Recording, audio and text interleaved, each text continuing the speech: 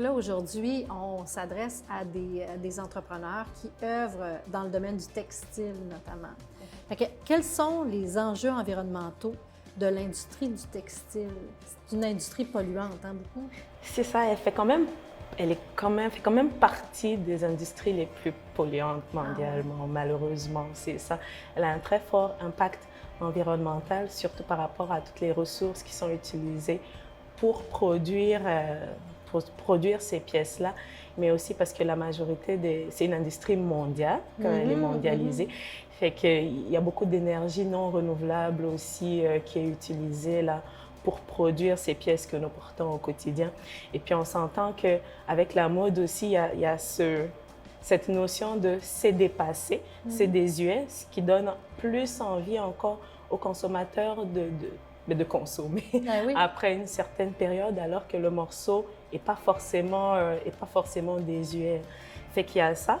Et un autre point aussi que je pense qu'il est important de mentionner, c'est qu'il y a quand même 20% de la pollution des eaux qui est attribuée à cette industrie textile-là, donc des eaux de consommation. Fait que 20% pour moi, c'est énorme. Donc, il est vraiment important de repenser notre consommation pour avoir de meilleurs impacts environnementaux. Comme tu fais d'ailleurs, comme je fais également, parce qu'on porte des vêtements prêts à reporter, comme on dit, ou des vêtements de friperie. Hein? Effectivement, je consomme beaucoup friperie et je ramène beaucoup friperie aussi.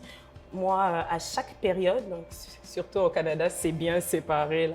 Quand on passe d'une saison à une autre, il y a toujours je fais toujours une révision de ma penderie. Et tout ce que je n'utilise pas ou que je me dis que je vais utiliser, mais qu'au final, je n'utilise jamais, mais là, je les rapporte dans des centres de dons, des centres... Alors, ça roule continuellement? Toujours, vraiment toujours. Et je m'approvisionne aussi dans cette place-là. Tu vas rire, mais ça va faire des années, plus de 2 ans par contre, que je n'ai pas acheté du neuf en termes de vêtements, oui. Et puis, je suis vraiment fière de...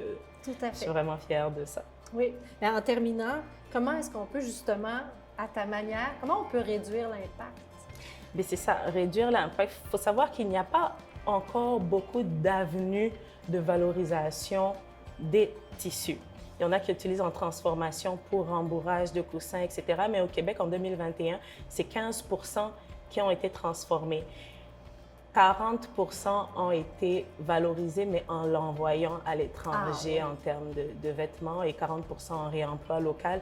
Mais c'est beaucoup plus en réemploi pour les vêtements. C'est est-ce que je ne l'utilise pas? Est-ce que je peux le passer à quelqu'un ou dans un centre qui va l'utiliser? Et puis pour les entrepreneurs, ben moi j'ouvre la voie, c'est vraiment l'innovation. Hein. Qu'est-ce qu'on peut faire avec ces tissus-là? Fait que c'est vraiment de penser à une voie d'économie circulaire pour revaloriser ces tissus-là, cette richesse-là, le remettre dans une boucle. Je ne sais pas encore comment, mais j'espère que quelqu'un va innover dans ça. Oui. Merci, Désirée. Merci beaucoup.